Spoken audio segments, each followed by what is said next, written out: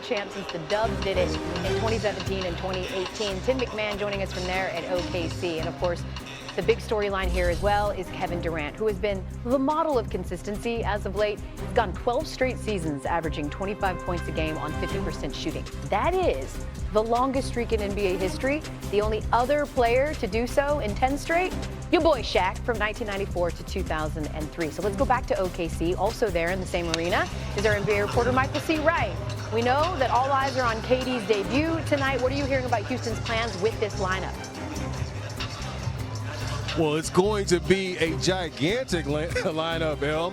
You're talking about the shortest guy in that lineup being 6'7" and point guard Ben Thompson. Kevin Durant, he will be playing the 2 guard. Then you've got Jabari Smith Jr., you've got Alperen Sengun, and Steven Adams. So that is a humongous lineup.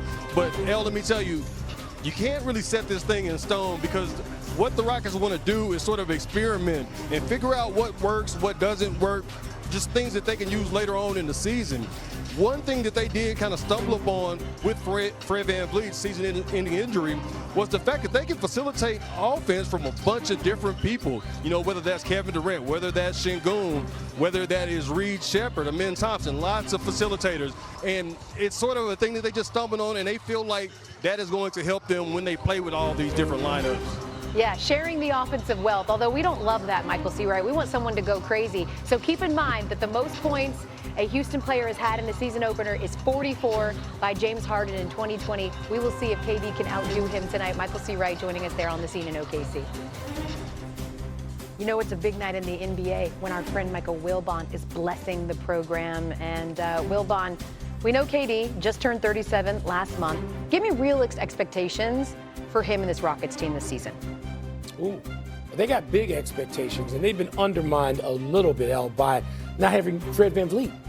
And people may look at this and say, oh, wait a minute, they have the following people, and they have just a growing, exploding Ben Thompson, among others. But VanVleet was critical to what Houston did last year. And without that shooting and that veteran presence, oh, wait, he already has a championship ring.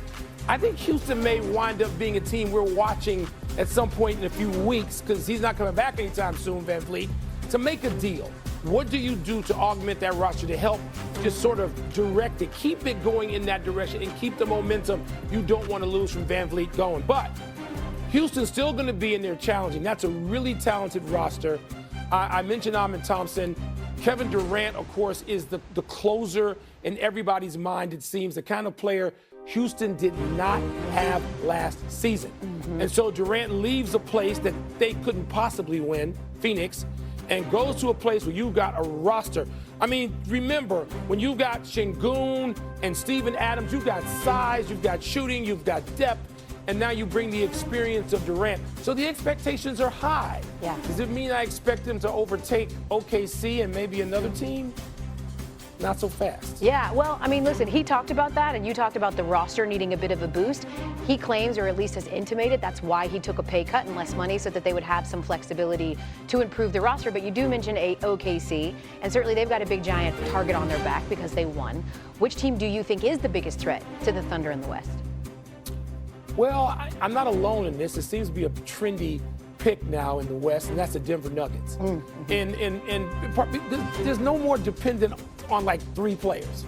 And to go out and to now have Cam Johnson, to have Tim Hardaway Jr., to have Bruce Brown back, to have Valanciunas there, you've got a roster, a full roster, not just a player who may be in Jokic, the best player in the world, not just that, but a roster, a fully developed roster around him with experience and talent and maybe improved shooting. And I look at Denver now as a team that ought to say, look who we got in the middle, and look what we've got around him, which was not the case in the last 2 seasons, and Denver was not able to get back in that winner's circle. So if you ask me right now, with Houston still trying to figure out what to do in the absence of VanVleet, to me, I'd look at Denver, and I might look at Denver anyway. It's hard. The league is too hard to repeat. That's why nobody repeats. Yep. It's not because anybody's lacking. Boston wasn't really lacking last year. I'm not talking about the playoffs and the injury to Jason Tatum. I just mean the struggle to get through all those teams, the gauntlet of teams that awaits you.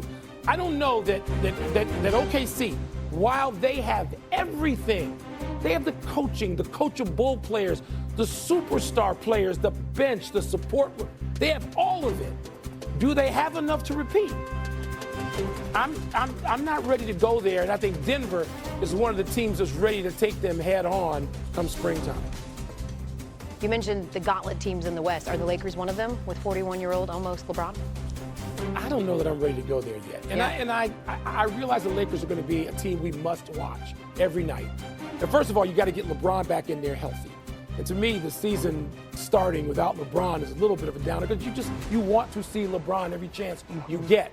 But DeAndre Ayton is critical to what the Lakers are going to do or not this season, because if he's the 2021 version of DeAndre Ayton, the guy who was in the middle holding it down when the Suns went to the NBA Finals, then yes, the Lakers can be part of that discussion with a recommitted or newly committed Luka Doncic. And I don't mean just conditioning. I mean defense, which I hope to see, or you can forget this discussion. But with LeBron and Luka and DeAndre Ayton, if they are all out there and ready and able, yes, the Lakers will be part of that conversation. But as we sit here on opening night and we don't know yet about LeBron, it's hard to have them part of that conversation. And by the way, Golden State Warriors, let's not forget about them and sort of the roster they've put together, again, with the Lakers and Warriors.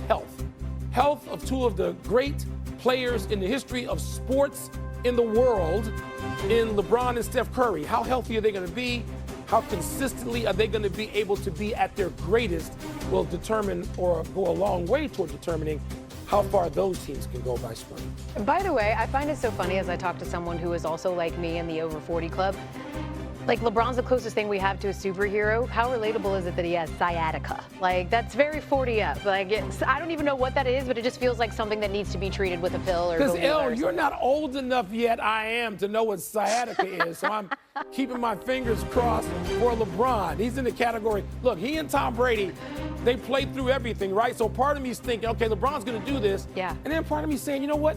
We just can't take LeBron James's presence for granted. Absolutely. We can't. Yep. And nor Steph Curry. So I'm hoping sciatica get out, leave them alone. We don't want that. You're whack, sciatica, go. Michael Wilbon, you are not whack. We are going to let you go, but we never want to. Thank you. Kids, I mean, what a reunion this is. Everyone's been waiting for it. Opening night, so we're going to get right to it. Perk, we want Perk predictions for the season. We're not wasting time. MVP, who you got? Well, I'm glad we finally got to basketball and left football. Football was yesterday. Let's live in the moment. We're talking about today, and since we're talking about today, damn it, the Lakers are playing today, and that means Luka is playing, and I got him as my MVP frontrunner. With no LeBron James right now, Luka that is in shape. We saw Luka last year that was depressed from being traded, out of shape, battling through injuries, and he still was going out there and putting up monster numbers. Now he has the keys to the car. He's going to be driving. He knows he's the number one option. He has a fresh reset in his mind, body, and soul. Luka is going to be on the mission. He's going to lead the league in scoring.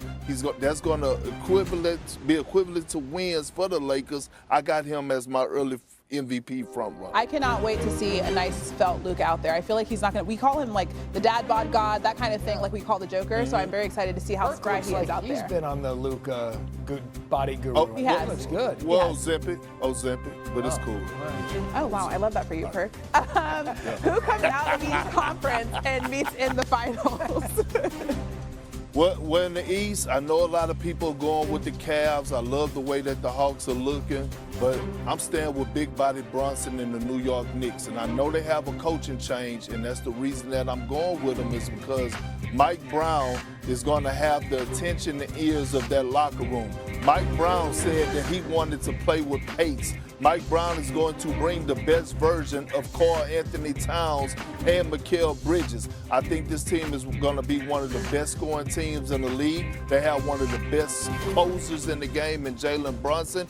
We're going to see, and they improved their depth on their bench, adding Jordan Clarkson. He's going to be huge. And in the West, I'm going with the Houston Rockets. With all due respect to SGA, one of my favorite players in the Oklahoma City Thunder, I'm going with the Rockets. Do you see that lineup? 6'7", 6'11", 6'11", 6'11", 6'11", all across the board. You add KD to the mix, who's going to provide that shooting, which they struggled with last year. You have Alfred Sengun, who in my opinion is a top 5 big, and you have a generational talent who's going to put pressure on Wemby for us, who's going to be the best two-way player in years to come, and Amen Thompson.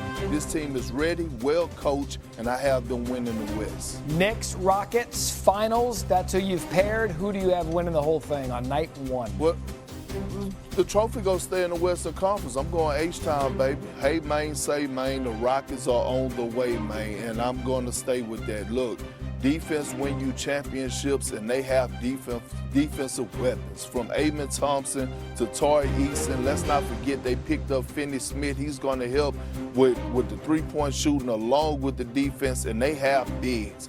Clint Capella, Sengun, Big Steven Adams. They're going to rough you up in the interior. I'm very high on the Rockets. I think they're going to bring back the championship this year. And from, Akeem Olajuwon, Mario Elie day. Yeah, it's definitely